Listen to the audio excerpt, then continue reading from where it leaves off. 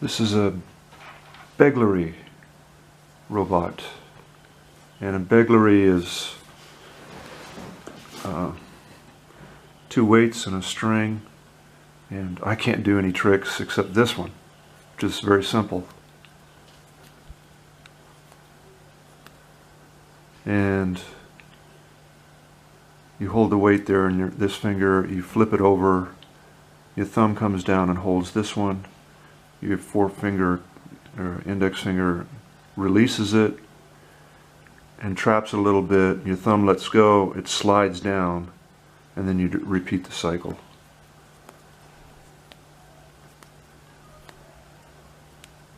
Okay. And so I thought, well, that would be a cool thing for a robot to do, a robotic hand, but I don't have a robotic hand, they're very expensive. And so I thought I would build a simple robotic hand to do this simple trick. And so this is my Begleri Robot, and it's 3 servos, a servo here, standard servo, and this functions as a wrist, and so this goes back and forth, and then let me turn off the power, and I can move these. So this functions as the wrist, like your hand going like this, and so this goes back and forth like this.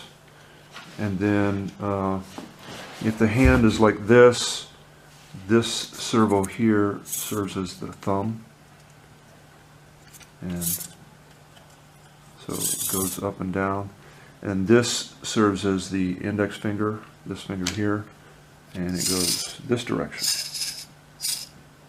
And the rest of this platform, it just serves as the palm of the hand. And I've got a power supply here. Supplies 8 volts to the servos, and Arduino Uno. So some of the things that I've learned while building this was that the wrist function is necessary to give the Begleri momentum, so that it will swing back up like this, centrifugal force or inertia. And a standard servo directly connected to the wrist is not fast enough. It needs to be at least twice as fast. So in this case I had to use some linkage to speed up the speed of the wrist, so that it goes back and forth very quickly, and then that forces the Begleri to go up.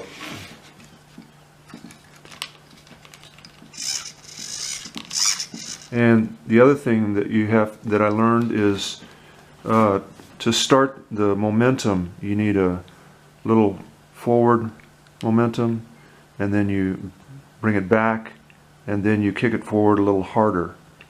So it goes forward, back, and hard, and then it will get the momentum necessary to bring the weight up and over. Then the thumb comes down and traps it. The wrist comes back up like this. The forefinger moves down, releases, and then comes back up, and then this slides down like that, and then starts the cycle over again. So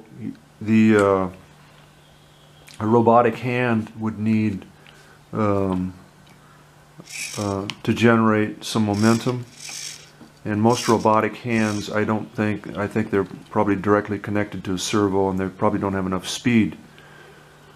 So I don't know if most robotic hands are even capable of twisting the wrist although they could probably use some arm motion to generate the centrifugal force. And the other things that I kind of learned is you need some sticky material here to trap the Begleri weight on this one. This one needs to be very slick, and these surfaces need to be slick so that the Begleri will slide and the string will slide easily.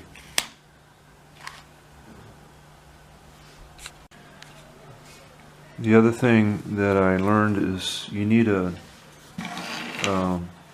regulate your voltage to the servos, because once you program this, the servos need to always operate at the same speed.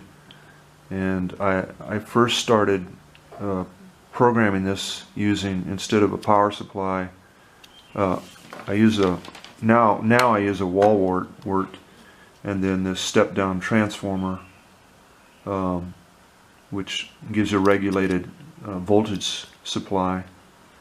And I first started using just a battery, and I programmed it, and as the battery got weaker and weaker, the servos wouldn't be able to go quite as far each time, and they were always variable.